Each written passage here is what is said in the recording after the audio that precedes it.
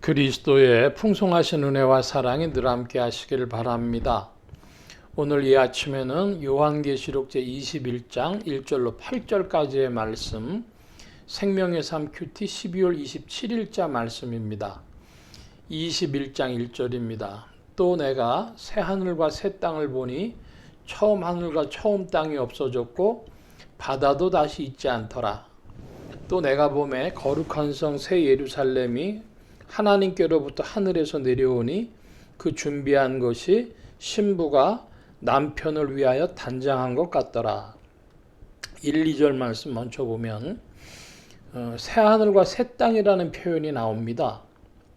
그런데 1절에서 우리가 주목해야 될 부분이 바다가 다시 있지 않다, 이런 표현이죠. 바다가 다시 있지 않다. 땅과 바다는 요한계시록을 이해하는 데 중요한 그런 개념인데, 땅은 믿음의 세계, 그리고 바다는 불신 세계. 그런데 땅 중에서도 이제 참과 거짓이 있어가지고 음녀 바벨론에게 속한 왕들이 있고 사람들이 있었습니다. 그것은 참되지 못한 것이고, 2절에 나오는 새 예루살렘 성은 바로 그 큰 성 음녀 바벨론과 비교되어지는, 반대되어지는 정결한 것으로서 어린 양의 신부입니다. 예수 그리스도의 정한 배필인 참된 교회, 이것을 표현하고 있습니다. 3절 이하의 말씀 봅니다.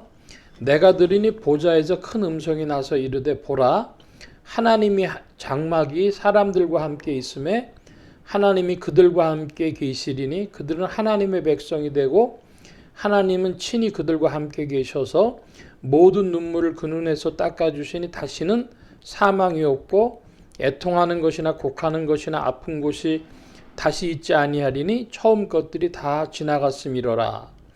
4절의 말씀은 큰 위로의 말씀이 되겠습니다. 그런데 3절의 말씀에 보면 하나님의 장막이라고 하는 표현이 나와요. 사람들과 함께 하나님의 장막이 있다. 그래서 이걸 보고 장막 성전이라고까지 부르는 이들이 있습니다. 그런데 그 표현은 그렇게 좋은 표현이 못 됩니다. 구약에 보면 장막이 따로 있고 성전이 따로 있었습니다. 성막, 성전 이렇게 부르죠. 그래서 그 성전과 성막 중에서 어느 게 더 우승한가, 어느 게 더 좋은 것인가 그럴 때에 2024년 현재를 기준으로 한국 기독교인들 100명을 붙잡고 물어보면 성전이 더 좋은 것이지 하는 이들이 한 8, 90명 뭐 더 될지도 모르겠습니다. 그러나 성막이, 하나님의 식양대로 지어진 성막이 솔로몬이 지은 성전보다 훨씬 더 하나님의 뜻을 잘 드러내고 있고, 그리고 그 성전이 하나님의 뜻에 부합했다. 성전은 하나님이 명하신 바도 없었고, 그리고 그 성전을 지은 이후로 타락의 길이 시작됐기 때문에 성전이 성막보다 좋다고 하는 이 얘기는 성경적인 배경이 없다, 뒷받침이 없다, 이렇게 말씀드릴 수 있겠습니다. 여러분 한번 곰곰이 좀 생각을 해보세요. 나는 성막을 더 선호하는가, 성전을 더 선호하는가? 아마도 100명 중에 90명 이상의 한국 기독교인들이 성전 중심적인 생각을 할 겁니다. 그런데 구약 성경 자체에서나 요한계시록에 이르러 하나님의 장막을 표현할 때나 성전이 필요 없다고 하는 말씀이 또 나오는데, 그런 것을 볼 때에 성막 중심, 장막 중심의 신앙이 더 우승한 것이다. 이것을 기억해야 할 것입니다. 5절 이하입니다. 보좌에 앉으신 이가 이르시되 보라, 내가 만물을 새롭게 하노라 하시고 또 이르시되 이 말은 신실하고 참되니 기록하라 하시고, 만물을 새롭게 하시는 하나님. 그래서 이 말은 신실하고 참되니 기록하라 그랬습니다. 만물을 새롭게 한다고 하는 것이 무엇입니까?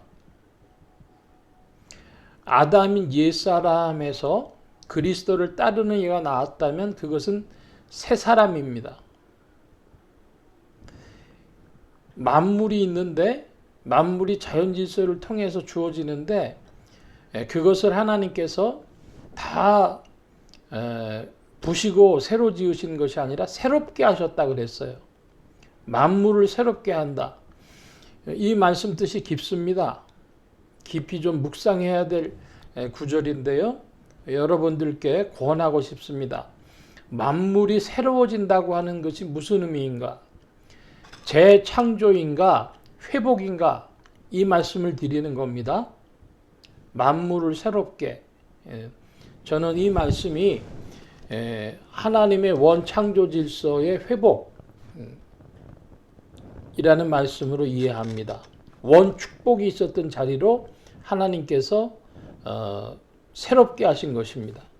그 새로운 자리가 곧 원래의 하나님께서 복 주신 그 자리를 표현한 것이지 다 부셔서 두드리고 부셔가지고 없앤 다음에 새롭게 창조한다는 뜻이 아니다.